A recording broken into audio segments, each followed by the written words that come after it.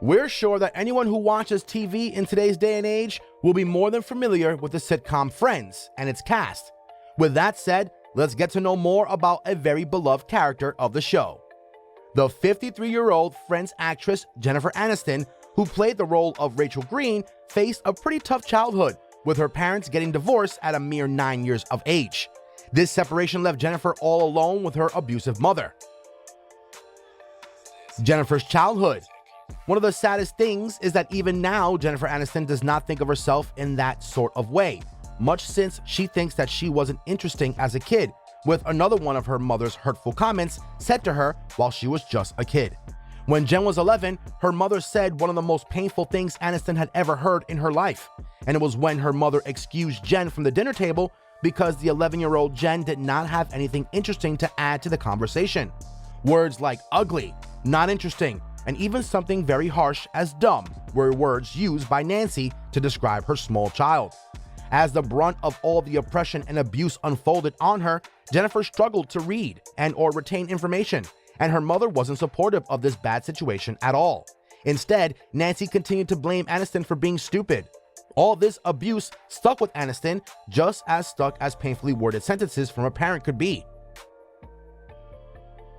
Jennifer's adulthood. All of this abuse from her mother about her not being intellectually capable was not her fault, as later on, Jen found out that she had a learning disorder, that too by accident. This was when Jen was in her 20s and she went to get a prescription for glasses, where she was asked to do a quick reading test, where both Jen and her doctors realized that she was not dumb. When the diagnosis was done, it was confirmed that Jen had dyslexia, and this was a diagnosis that changed everything for Jennifer. As quoted by her, she had a great discovery where she felt like all her childhood traumas, her tragedies, and drama were explained. Jennifer thought that she was finally free from her struggles and hurtful past and realized that her abusive mother was wrong. All the time while Jen wasn't able to become a good student due to her dyslexia, all the other qualities she possessed could finally be focused on, which included her humor and her artistry. She always used to be the funniest in the company of others, including her friends and co-workers, becoming quite the center of attention. Jennifer had a very ardent passion for drama, which is how she got her astounding new dream of becoming a very successful actress, and she hoped that after achieving this, maybe her mother would finally appreciate her, at least a little bit, enough for Nancy to stop humiliating her. Unfortunately, this was not the case. In reality, the abusive mother was absolutely scared of her daughter's dream. This was due to the reason that Nancy thought that Jennifer could become more famous than Nancy ever was. This was the beginning of the true conflict between them and when it all started to escalate. Jennifer mentioned how one time she raised her voice at her mother and even screamed at her, but Nancy did nothing but look at Jennifer and burst out laughing.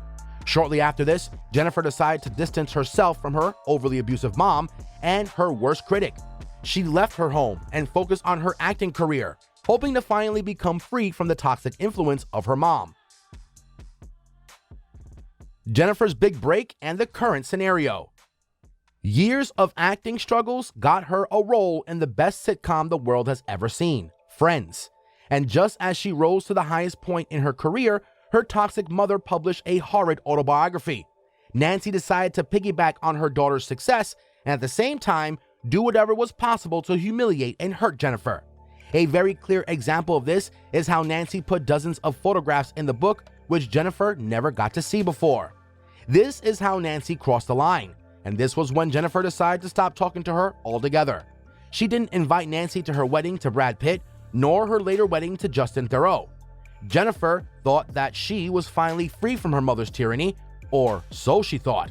In reality, she suffered adversely from her inner trauma, and it had led to chronic pain from a pinched nerve in her neck, also causing her several sleeping problems like insomnia and sleepwalking. After getting the help Jennifer needed through psychotherapy, she finally understood that her mother will never change and will never stop terrorizing her. The only solution to this is to accept the situation and her mother as she is. Jennifer learned to feel empathy for Nancy and realized being a single mother in the 80s took a toll on Nancy, and how she was holding on the best that she could to, struggling financially, and dealing with a broken marriage. Through constant work on herself, through yoga, changing diets, and self-improvement, she became her best self and forgave her mother. Click on one of the two videos on your screen right now. We'll catch you guys in the next one.